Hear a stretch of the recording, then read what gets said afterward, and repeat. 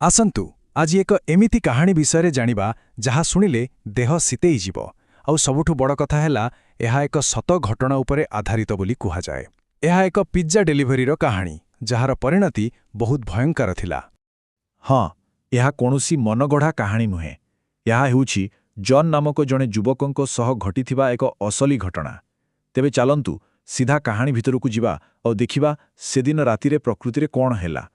କାହାଣୀର ଆରମ୍ଭରୁ ନୁହେଁ, ଆସନ୍ତୁ କିଛି ସମୟ ପାଇଁ ଶେଷକୁ ଦେଖିବା। ଶେଷରେ ରହିଯାଇଥିଲା ଏକ ଭୟଙ୍କର ସାକ୍ଷାତକାର ଆଉ ଗୋଟେ ଅସମାହିତ ହତ୍ୟାକାଣ୍ଡର ରହସ୍ୟ। ତେବେ ଜନ୍ କେମିତି ଆଉ କେଉଁ ପରିସ୍ଥିତିରେ ଏଠି ପହଞ୍ଚିଲେ ଚାଲନ୍ତୁ ଜାଣିବା। କାହାଣୀ ଆରମ୍ଭ ହେଉଛି ଜନ୍ଙ୍କଠାରୁ। ଜନ୍ ଜଣେ ସାଧାରଣ କଲେଜ ପିଲା। ପକେଟ୍ ଖର୍ଚ୍ଚ ପାଇଁ ଗୋଟେ ଛୋଟ ପିଜ୍ଜା ଦୋକାନରେ ପାର୍ଟ ଟାଇମ୍ କାମ କରୁଥିଲେ। ତାଙ୍କ ପାଇଁ ଏହା ଏକ ସାଧାରଣ ରାତି ଥିଲା, କିନ୍ତୁ ସେ ଜାଣିନଥିଲେ ଯେ ସେହି ରାତି ତାଙ୍କ ଜୀବନ ବଦଳାଇ ଦେବ। ସମୟ ଥିଲା ରାତି ପ୍ରାୟ ଗୋଟାଏ। ଦିନସାରା କାମ କରି ଜନ୍ ପୁରା ଥକି ଯାଇଥିଲେ ଆଉ ବସ୍ ନିଜ ସିଫ୍ଟ ଶେଷ କରି ଘରକୁ ଯିବାକୁ ବାହାରୁଥିଲେ। ଦୋକାନ ବନ୍ଦ କରିବାକୁ ଯାଉଥିଲେ ଆଉ ଠିକ୍ ସେତିକିବେଳେ ଫୋନ୍ ବାଜିଲା। ଆରପଟୁ ଜଣେ ଲୋକର ବହୁତ ଧୀର ଆଉ ଡରିଲା ଭଳି ସ୍ୱର ଶୁଭିଲା। ଆଉ ଏଇଠୁ ହିଁ ସବୁକିଛି ଅଜବ ଲାଗିବା ଆରମ୍ଭ ହେଲା। ଦେଖନ୍ତୁ, ଏତେ ରାତି ହୋଇଯାଇଥିଲା, ତେଣୁ ଜନ୍ ପ୍ରଥମେ ଅର୍ଡର ନେବାକୁ ମନା କରିଦେବେ ବୋଲି ଭାବିଥିଲେ। ସାଧାରଣତଃ ଗୋଟେ କି ଦୁଇଟା ପିଜ୍ଜାର ଅର୍ଡର ଆସେ, କିନ୍ତୁ ଏଇ ଅର୍ଡର ଥିଲା ଚାରିଟା ବଡ଼ ପିଜ୍ଜାର। ଏତେ ବଡ଼ ଅର୍ଡର ଦେଖି ତାଙ୍କ ମନ ବଦଳିଗଲା। ଆଉ ମନ ବଦଳିବାର କାରଣ ବି ସ୍ପଷ୍ଟ ଥିଲା।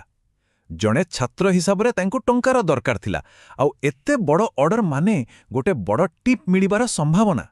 ତେଣୁ ସେ ଏ ସୁଯୋଗ ହାତଛଡ଼ା କରିବାକୁ ଚାହିଁଲେନି। ପିଜ୍ଜା ତ ତିଆରି ହୋଇଗଲା, କିନ୍ତୁ ଏବେ ଆସିଲା ସେହି ଡେଲିଭରିର ପାଳି। ଆଉ ଏହି ଯାତ୍ରା ହିଁ ଜନ୍ଙ୍କ ମନରେ ଧୀରେ ଧୀରେ ଭୟ ଭରି ଦେଇଥିଲା। ଯେମିତି ଯେମିତି ସେ ଆଗକୁ ବଢ଼ୁଥିଲେ ତାଙ୍କୁ ଅଜବ ଲାଗୁଥିଲା। ଠିକଣାଟା ସହରଠୁ ବହୁତ ଦୂରରେ ଥିଲା। ରାସ୍ତା ବି ପକ୍କା ନଥିଲା, ପୁରା କଞ୍ଚା ରାସ୍ତା। ଆଉ ଦୁଇପଟେ ଘଞ୍ଚ ଜଙ୍ଗଲି ଗଛ, ଚାରିଆଡ଼େ ଘୁଟଘୁଟି ଅନ୍ଧାର। ଗୋଟେ ବି ଷ୍ଟ୍ରିଟ୍ ଲାଇଟ୍ ନଥିଲା।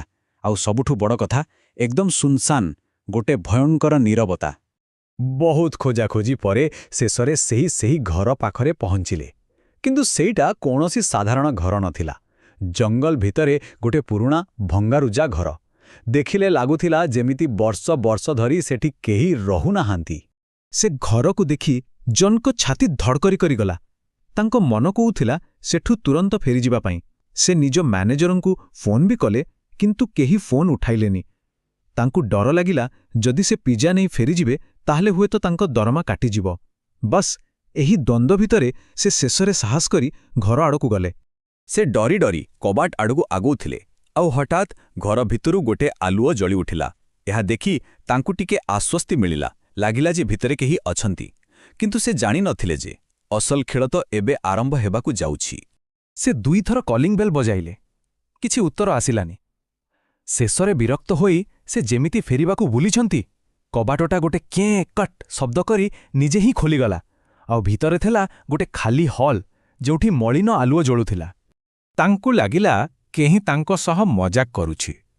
ଠିକ୍ ସେତିକିବେଳେ ସୋଫା ତଳୁ ଗୋଟେ ବିଲେଇ ଦୌଡ଼ିଯାଇ ଗୋଟେ ରୁମ୍ ଭିତରକୁ ପଶିଗଲା। ଆଉ ଆଶ୍ଚର୍ଯ୍ୟଜନକ ଭାବେ ସେହି ରୁମ୍ର ଲାଇଟ୍ ଆଉ ଟିଭି ହଠାତ୍ ଚାଲୁ ହୋଇଗଲା। ତାପରେ ଛୋଟ ପିଲାଙ୍କ ହସିବାର ଶବ୍ଦ ଶୁଭିଲା। ଏବେ ଜନ୍ ରାଗିଯାଇ ସେହି ଶବ୍ଦ ଆସୁଥିବା ରୁମ୍ ଭିତରକୁ ପଶିଗଲେ। ଭିତରେ ଯାହା ଦେଖିଲେ ତାହା ଆହୁରି ଅଜବ ଥିଲା। ବିଛଣା ଉପରେ ଦୁଇଟି ଛୋଟ ଝିଅ ବସିଥିଲେ, ଆଉ କେବଳ ତାଙ୍କୁ ଏକା ଧ୍ୟାନରେ ଚାହିଁ ରହିଥିଲେ। ଜନ୍ ରାଗରେ ପଚାରିଲେ, ତମେମାନେ କବାଟ କାହିଁକି ଖୋଲୁନଥିଲ? କିନ୍ତୁ ସେମାନେ କିଛି କହିଲେନି। ଜନ୍ କହିଲେ, ଠିକ୍ ଅଛି, ଘରେ କେହି ବଡ଼ ଲୋକ ଅଛନ୍ତି କି? ମୋତେ ପଇସା ଦରକାର। ଆଉ ଯେମିତି ସେ ଏକଥା କହିଛନ୍ତି, ସେହି ଝିଅ ଦୁଇ ଜଣଙ୍କ ସହ କିଛି ଭୟଙ୍କର ଘଟିଲା। ତାଙ୍କ ଆଖିର କଳା ଡୋଳା ଧୀରେ ଧୀରେ ପୁରା ଧଳା ହୋଇଗଲା। ସେମାନଙ୍କର ସେହି ଚୁପ୍ ରହିବା ହଠାତ୍ ଏକ ଭୟଙ୍କର ହସରେ ବଦଳିଗଲା। ସେମାନେ ଜନ୍ଙ୍କ ପଛପଟକୁ ଆଙ୍ଗୁଠି ଦେଖାଇଲେ। ଡରି ଡରି ଜନ୍ ଯେତେବେଳେ ପଛକୁ ବୁଲି ଚାହିଁଲେ, ସେଠାରେ ଜଣେ ଭୟଙ୍କର ଦେଖାଯାଉଥିବା ମହିଳା ଠିଆ ହୋଇଥିଲେ। ଏହି ଦୃଶ୍ୟ ଦେଖି ଜନ୍ଙ୍କ ହାତରୁ ପିଜ୍ଜା ବ୍ୟାଗ୍ସଗୁଡ଼ିକ ତଳେ ଖସିପଡ଼ିଲା। ଏବେ ଜନ୍ଙ୍କ ପାଖରେ ଗୋଟିଏ ହିଁ ରାସ୍ତା ଥିଲା, ନିଜ ଜୀବନ ବଞ୍ଚାଇ ସେଠାରୁ ଦୌଡ଼ି ପଳାଇବା। କିନ୍ତୁ ସେହି ଭୟର ରାତି ଏତେ ସହଜରେ ଶେଷ ହେବାର ନଥିଲା।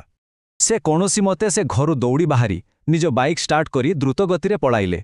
କିନ୍ତୁ କିଛି ଦୂର ଯିବା ପରେ ହଠାତ୍ ତାଙ୍କ ବାଇକ୍ ବନ୍ଦ ହୋଇଗଲା। ଦେଖିଲା ବେଳକୁ ଟାୟାର ପଙ୍କ୍ଚର। ସେ ତୁରନ୍ତ ପୋଲିସକୁ ଫୋନ୍ କଲେ। ଆଉ ଯେତେବେଳେ ସେ ରିୟର ଭ୍ୟୁ ମିରରରେ ଦେଖିଲେ, ସେମାନେ ତିନି ଜଣ ଧୀରେ ଧୀରେ ତାଙ୍କ ଆଡ଼କୁ ଆସୁଥିଲେ। ଏହା ଦେଖି ସେ ବାଇକ୍ ଛାଡ଼ି ଜୀବନ ବିକଳରେ ଜଙ୍ଗଲ ଭିତରକୁ ଦୌଡ଼ିଲେ। ବହୁତ ସମୟ ଧରି ଜଙ୍ଗଲରେ ଲୁଚି ରହିବା ପରେ ଶେଷରେ ପୋଲିସ ଆସି ପହଞ୍ଚିଲା। ଜନ୍ ପୋଲିସକୁ ସାଙ୍ଗରେ ନେଇ ପୁଣି ସେହି ଘର ପାଖକୁ ଗଲେ, ଆଉ ସେଠାରେ ହିଁ ସେହି ରାତିର ଅସଲ ସତ ସାମ୍ନାକୁ ଆସିଲା। ପୋଲିସ ଯେତେବେଳେ ଘର ଭିତରକୁ ଗଲା ସେଠି କିଛି ବି ନଥିଲା। ଘରଟା ପୁରା ଖାଲି ଆଉ ପରିତ୍ୟକ୍ତ ଥିଲା, ଗୋଟେ ଜଙ୍ଗଲି ବିଲେଇ ଛଡ଼ା। ପରେ ଯେତେବେଳେ ତଦନ୍ତ କରାଗଲା ଜଣାପଡ଼ିଲା ଯେ ସେ ଘର ଗତ 3 ବର୍ଷ ହେଲା ଖାଲି ପଡ଼ିଛି, କାରଣ ସେଠାରେ ଏକ ଅସମାହିତ 3 ଜଣ ହତ୍ୟାକାଣ୍ଡ ହୋଇଥିଲା। ଏବେ ସବୁକିଛି ପରିଷ୍କାର ହୋଇଗଲା। ସେହି ଘରେ ଜଣେ ମହିଳା ଆଉ ତାଙ୍କର 2 ଝିଅ ରହୁଥିଲେ। 3 ବର୍ଷ ପୂର୍ବେ କେହି ଜଣେ ସେମାନଙ୍କୁ ଅତି ନିର୍ମମ ଭାବରେ ହତ୍ୟା କରିଥିଲା। ଜନ୍ ବୁଝିପାରିଲେ ଯେ ସେଦିନ ରାତିରେ ସେ କୌଣସି ମଣିଷକୁ ନୁହେଁ ବରଂ ସେମାନଙ୍କର ଆତ୍ମାମାନଙ୍କୁ ପିଜ୍ଜା ଡେଲିଭର କରିବାକୁ ଯାଇଥିଲେ। ଏହି ଘଟଣା ପରେ ଜନ୍ ଏତେ ଡରିଗଲେ ଯେ ସେ ତୁରନ୍ତ ସେହି ଚାକିରି ଛାଡ଼ିଦେଲେ।